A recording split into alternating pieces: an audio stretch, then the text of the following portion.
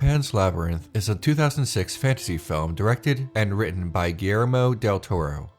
5 years after the end of the Spanish Civil War, a woman named Carmen marries Vidal, a captain in Francoist Spain. Ophelia, Carmen's daughter, is visited by a fairy who leads her to a faun.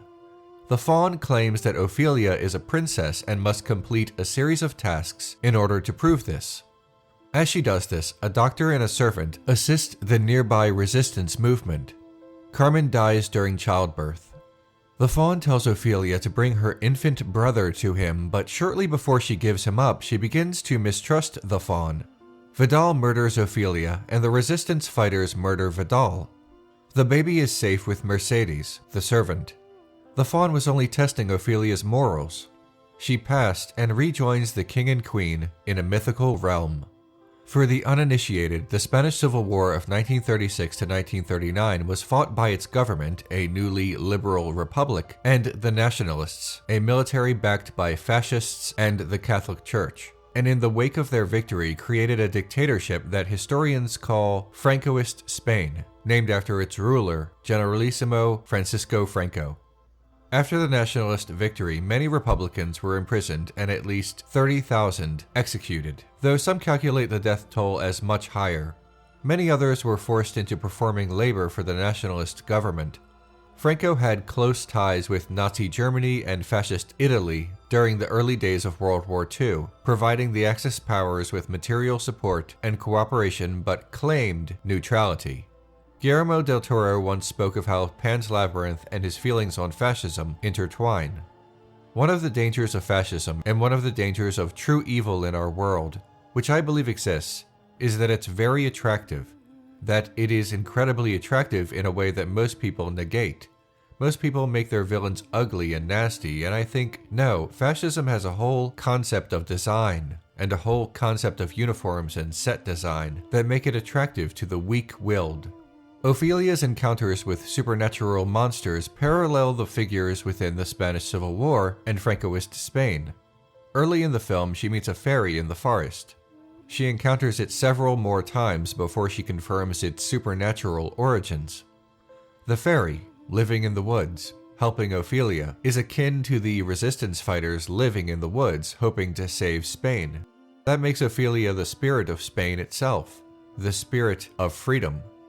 The giant toad that Ophelia meets is something else beneath the surface as well. It lives underground and feeds on the insects. It is massive, but it preys on the small, growing larger and larger while the insects remain small. It is defeated when Ophelia stands up to it. The toad is inequality, either social or economic. Immediately after the toad scene is the dinner scene to parallel in realistic terms what just happened supernaturally. The captain speaks of rationing food for the people of Spain due to a post-war shortage and then eats a huge banquet. In the same way the toad is taking life underneath the tree, the Spanish upper class is devouring its resources. The faun is what the director called the attractiveness, the temptation of fascism itself. The pale man, perhaps the most iconic figure in the film, is the Catholic Church. Franco's regime often used religion to further its goals and to make the military dictatorship appear more attractive and benevolent. The government held on to socially conservative Roman Catholic values and reversed years of secularization by the Republic. Franco even enacted the Law of Political Responsibility, which effectively transformed the Catholic Church into an extra-legal body, granting the church policing powers similar to that of government officials. Divorce, contraception, and women's reproductive rights were outlawed. The church even took control of the schools. For this, Franco was made a member of the Supreme Order of Christ. The pale man is the church, blind until it is awakened, and then monstrous, refusing to give even a grape to Ophelia. In other words, refusing to be flexible or reasonable. When Ophelia takes the grape from the pale man, the monster takes this as an insult punishable by death, even though it still has so much left on the table. When the people of Spain allowed secular life as a viable option, this too was deemed as taking from the church's authority. The director confirmed all of this in an interview. When I was researching the movie The Devil's Backbone, I found the absolutely horrifying, not only complicity, but participation of the church in the entire fascist movement in Spain. The words that the priest speaks at the table in Pan's Labyrinth are taken verbatim from a speech a priest used to give to the Republican prisoners in a fascist concentration camp. The pale man represents the church for me, you know? He represents fascism, and the church eating the children when they have a perversely abundant banquet in front of them. There is almost a hunger to eat innocence, a hunger to eat purity. In the text of the film, Ophelia is the lost princess of a magical realm, trying to reclaim her birthright that she did not know she had. In the subtext of the film, she is the missing Republic of Spain, washed away by the nationalists, trying to regain her home. In the end, Ophelia sacrifices herself to save her baby brother. If Ophelia is the spirit of Spain, then the parallel here is that the soldiers of the Spanish Civil War may have died, but their children will see a better Spain one day. The Francoist regime ended in 1975. There are other references to the regime in the film. When Ophelia encounters the pale man, she sees a pile of shoes, a nod to the close ties between Francoist Spain and the concentration camps of Nazi Germany.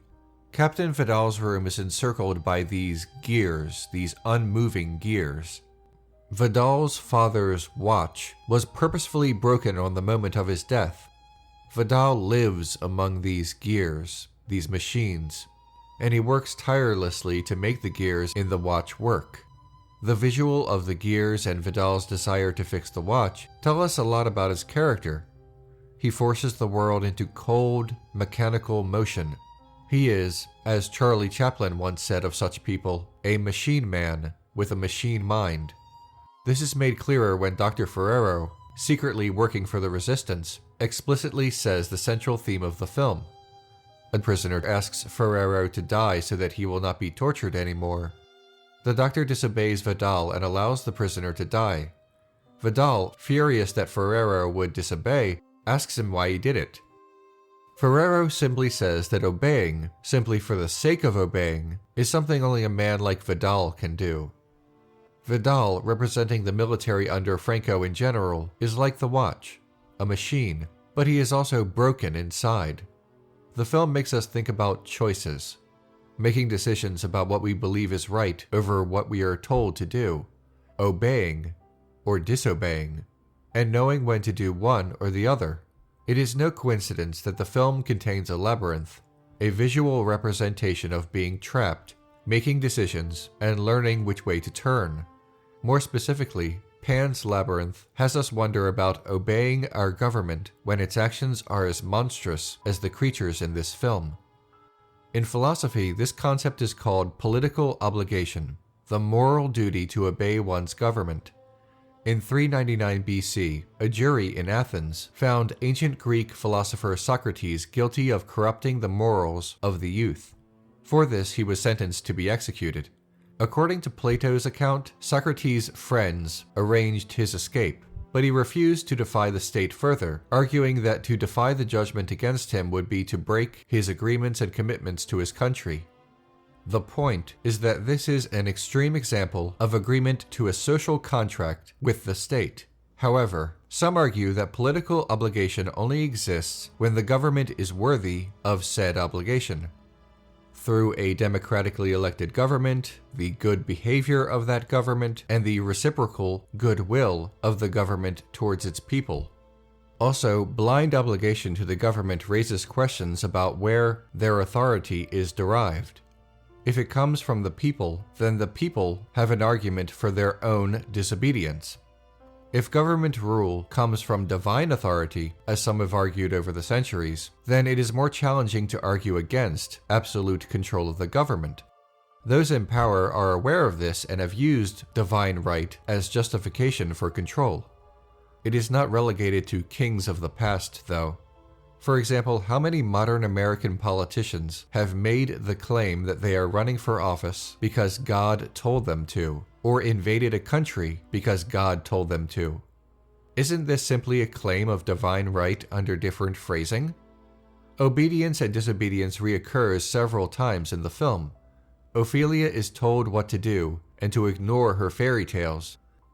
At the end of the film, after being cornered by the resistance, Captain Vidal asks them to tell his infant son something, but he is cut off by Mercedes. She defies him, she disobeys him. Vidal's son will never learn anything about him. Ophelia's final act is that of defiance. The faun frequently tells her to obey over the course of the film, but in the end, she refuses in order to save the baby.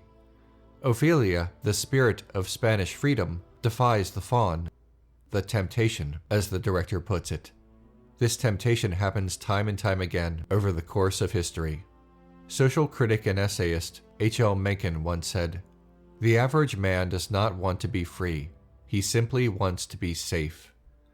But a military dictatorship or a fascist government does not offer safety for all. And it is in this selfishness and fear that these dangerous ideas flourish, even to this day. Hi everyone, if you like what I do, please click on the orange Patreon link below. That's how this show happens. It's also the only way to request an episode. Also, there are other benefits to pledging, so check it out. The information is on my Patreon page. I'll see you next week.